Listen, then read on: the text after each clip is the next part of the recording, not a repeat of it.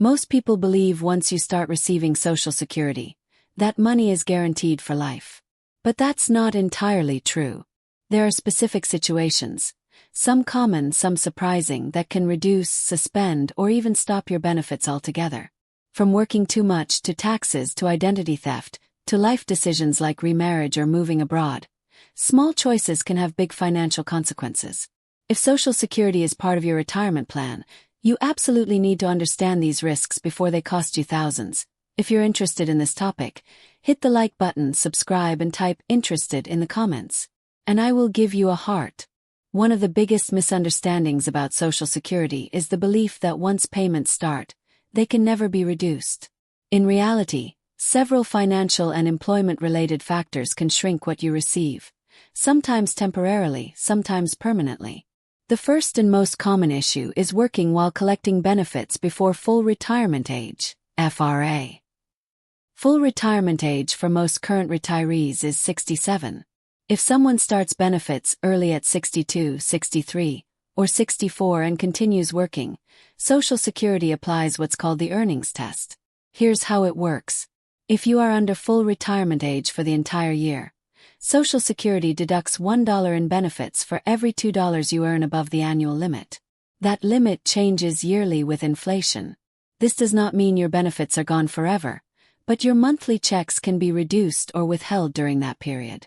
In the year you reach full retirement age, a more generous rule applies. Social Security deducts $1 for every $3 earned above a higher limit, and only counts earnings up to the month before you reach FRA. After you reach full retirement age, the earnings test disappears entirely. You can earn as much as you want with no reduction. Still, many retirees are shocked when their checks shrink because they picked up part-time work without realizing the impact. It feels like losing Social Security, even though technically it's a temporary withholding. Another financial hit comes from taxation of benefits. Decades ago, Social Security was tax-free. That changed. Today, depending on what's called your combined income, up to 85% of your Social Security benefits may be taxable. Combined income includes adjusted gross income, non-taxable interest, like municipal bonds, half of your Social Security benefits. When retirees start withdrawing from retirement accounts, selling investments, or earning side income, they can unknowingly push themselves into higher tax brackets for Social Security. That means a portion of their check goes straight to the IRS.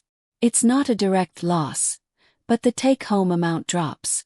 Then there's garnishment. Many believe Social Security is fully protected from creditors. That is mostly true, but there are important exceptions. Certain debts can legally take money from your check. These include federal taxes owed to the IRS, federal student loans, child support or alimony. Up to 50% can be garnished. Court-ordered restitution to crime victims. Unlike credit card companies or medical bill collectors, these entities have federal authority. For someone already living on a fixed income, garnishment can feel devastating and permanent. Another major financial factor is claiming benefits early. This is not a temporary loss. It's a permanent reduction. If you take Social Security at 62 instead of 67, your benefit can be reduced to about 70% of your full retirement benefit. That lower amount follows you for life. Even future cost of living increases apply to the reduced amount, not the original full benefit. So a decision made for short-term relief can cost tens of thousands over decades. People often don't see this as losing Social Security, but financially it absolutely is. These four issues, working too much before FRA, taxation, garnishment, and early claiming, show how financial and employment choices directly affect your benefit size. Another category of risk comes not from your choices, but from criminals and administrative systems. Identity theft tied to Social Security is one of the fastest-growing crimes. If scammers gain access to your personal information, they can create an online Social Security account in your name and file for benefits before you do. The payments can be redirected to them. Victims often discover the problem only when they try to apply and are told benefits have already started.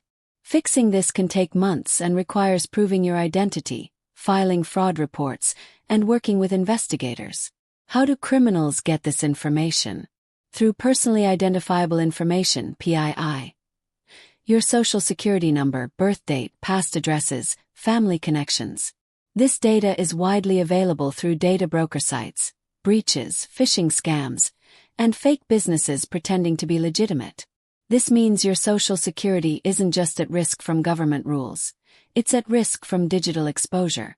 Another administrative risk involves disability benefits. If you receive Social Security Disability Insurance, SSDI, your benefits are not automatically permanent. The Social Security Administration conducts continuing disability reviews, CDRs. If your medical condition improves or you return to work and earn above substantial gainful activity, SGA, levels, your disability benefits can stop. Many recipients assume once approved, they are set for life. But returning to steady work or medical improvement can legally terminate payments. There's also the risk of incorrect reporting. Social Security relies on self-reporting of wages, marital status, living arrangements, and resources in some programs. Failure to report changes can result in overpayments, demands for repayment, withholding of future checks. Sometimes this isn't fraud, just confusion or missed paperwork. But the financial result feels the same. Then there are banking errors, direct deposit fraud, and account access problems. If someone changes your deposit information or intercepts your benefits electronically, you may temporarily lose access to funds while investigations happen. Fraud doesn't just threaten future benefits, it can interrupt money you depend on monthly. Protecting your identity, monitoring accounts, and responding quickly to SSA notices are now essential parts of protecting your Social Security.